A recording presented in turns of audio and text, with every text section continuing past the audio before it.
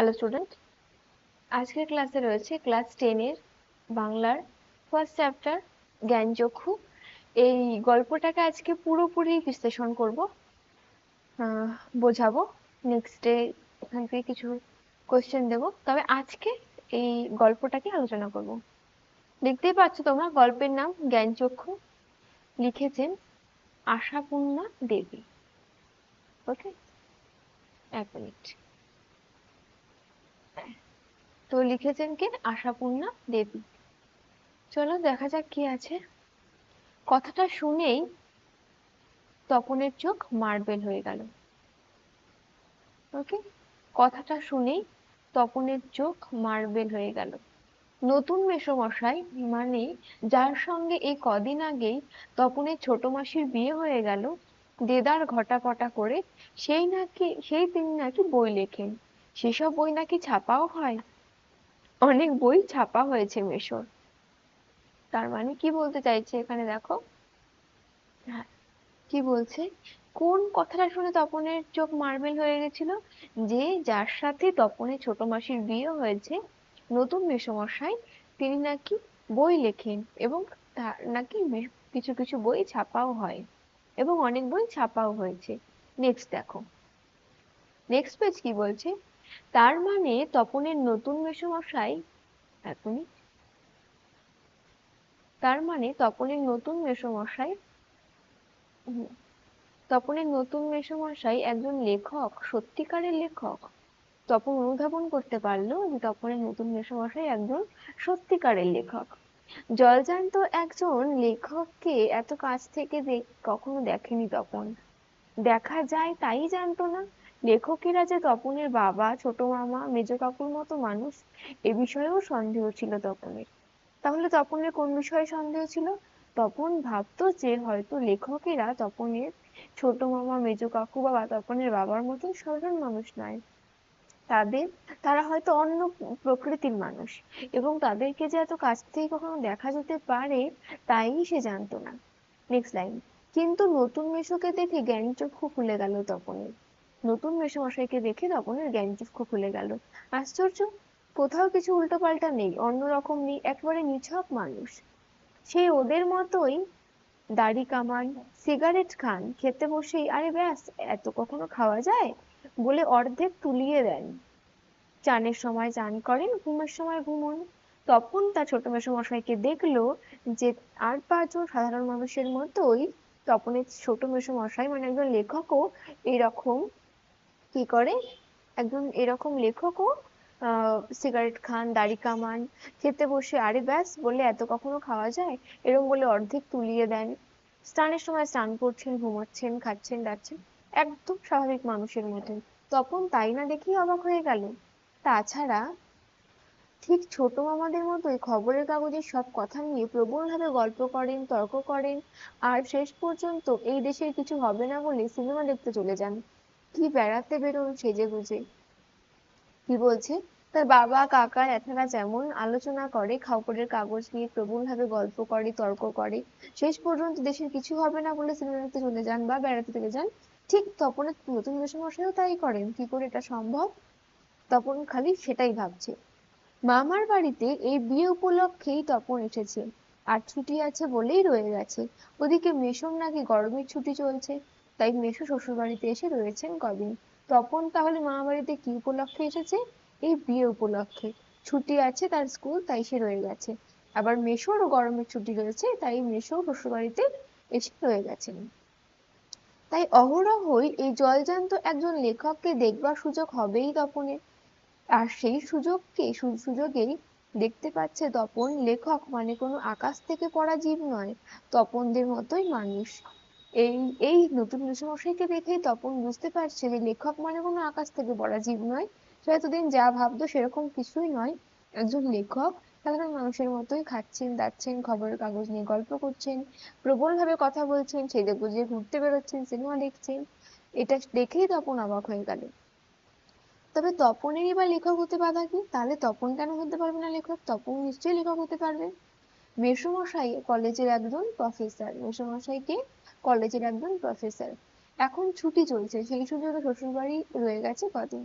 যেহেতু এখন ছুটি চলছে, তাই কিছুদিন শ্বশুর বাড়িতে রয়ে গেছে তপনের ছোট মেসোমশাই। আর সেই সুযোগেই দিব্যি একখানি দিবানিদ্রা দিচ্ছিলেন, এবং সেই সময় এই তপনের ছোট মেসোমশাই দিবানিদ্রা মানে ঘুমাচ্ছিলেন। ছোট মাসি সেই দিকে ধাবিত হয়, ছোট মাসি ঠিক তার দিকেই দৌড়ে যায়। তপন অবশ্য না বলে প্রবল আপত্তি তোলে, কিন্তু কে শোনে কার কথা।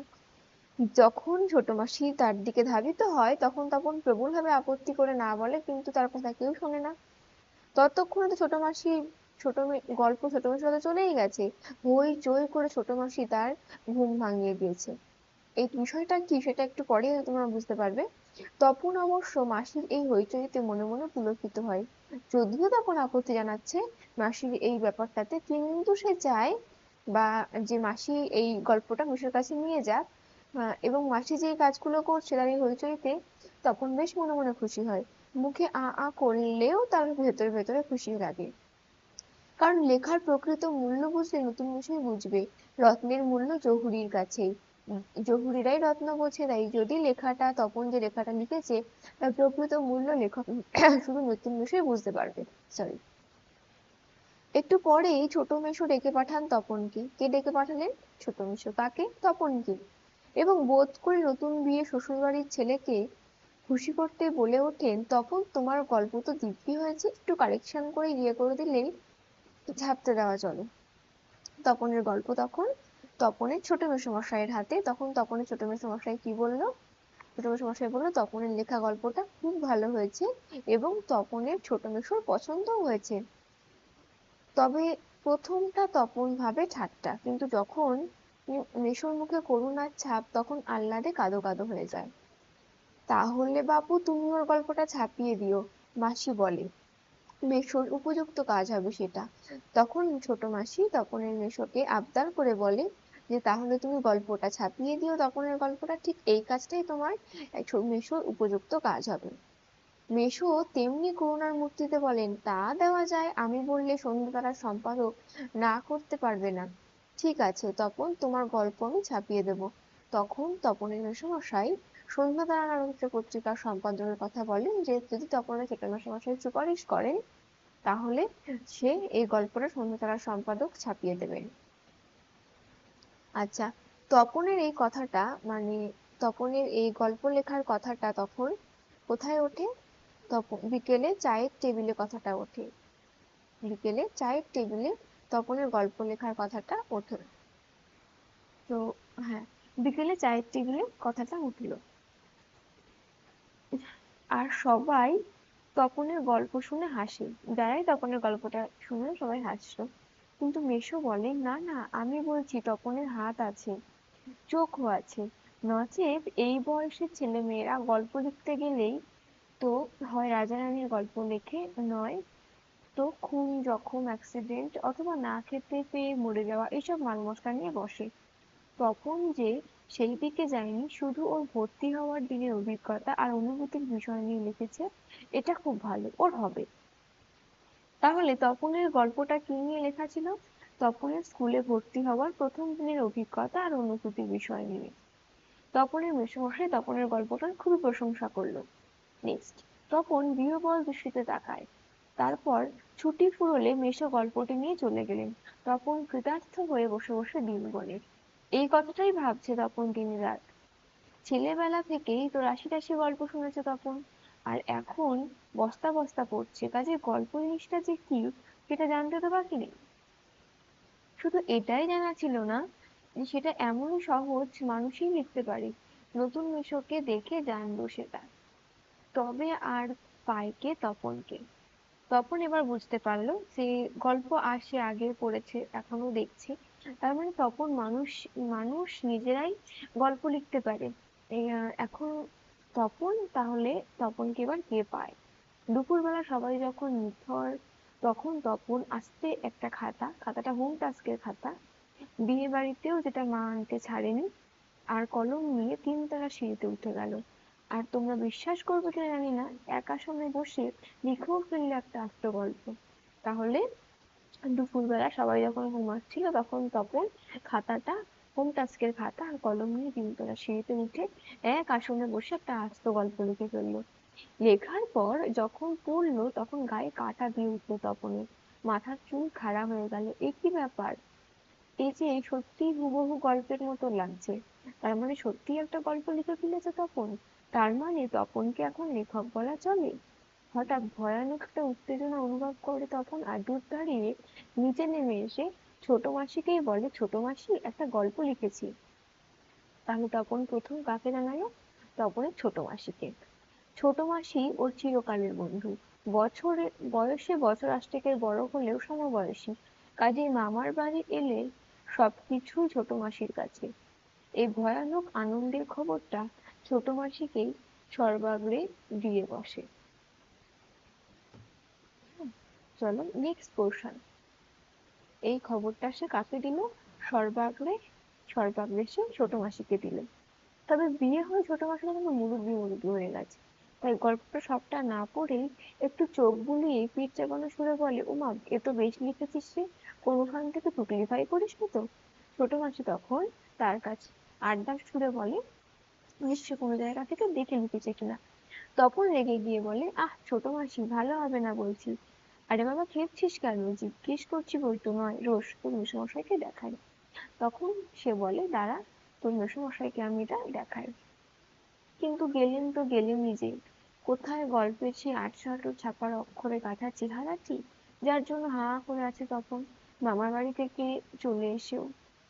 মানে সেই যে তপনের মেসোমশাই, তার গল্পটা নিয়ে গেল, আর তো সে গল্পটা ফেরত দেয়নি। তাহলে তপন কোথায়?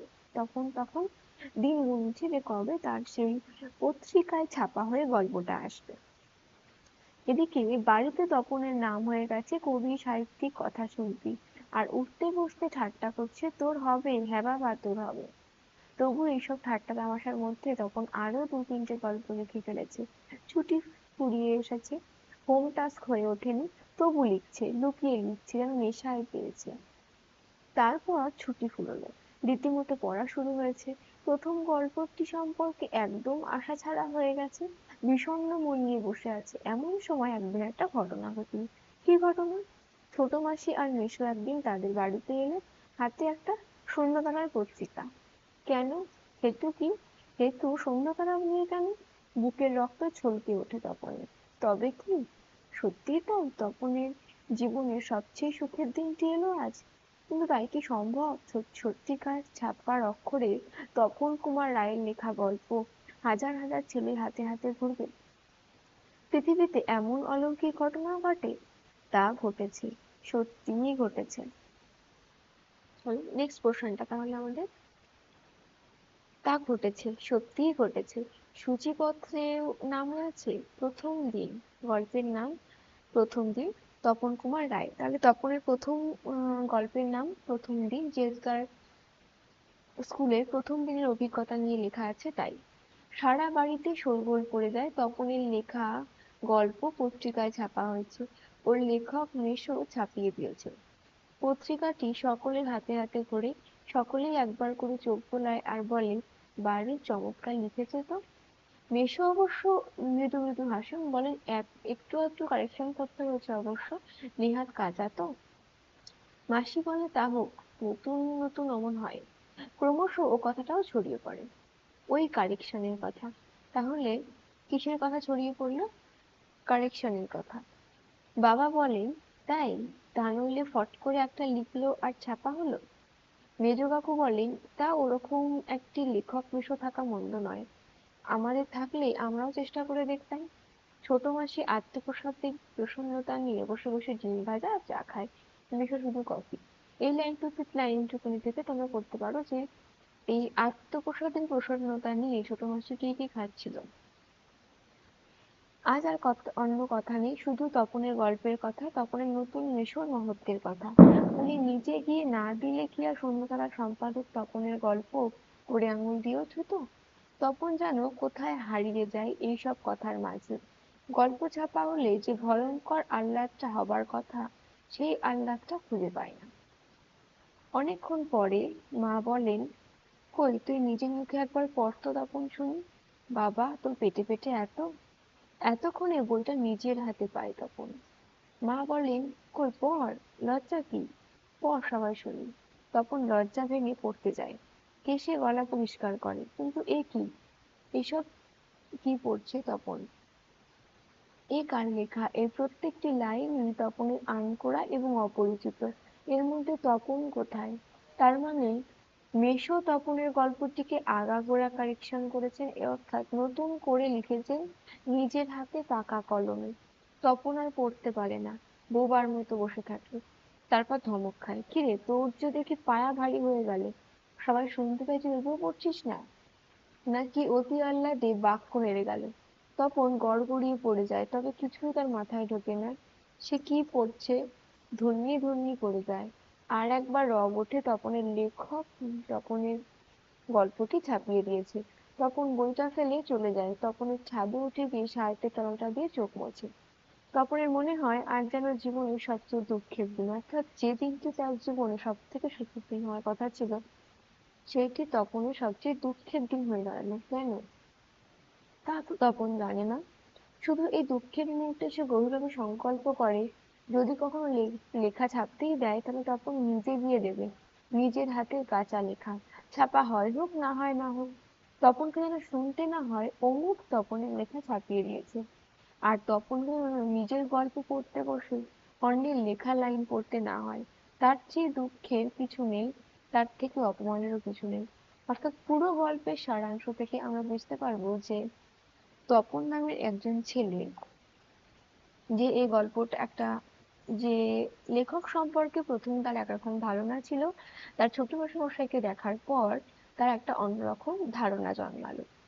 এইবার তপন যখন দেখলো একটা সে গল্প লিখেছে, এবং তপন ছোট মেসোমশাই সে গল্পটি ছাপিয়েও দেয়।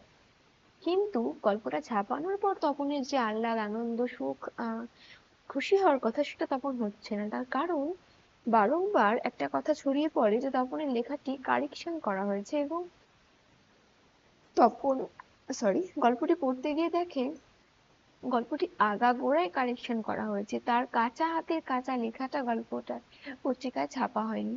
কি ছাপা হয়েছে?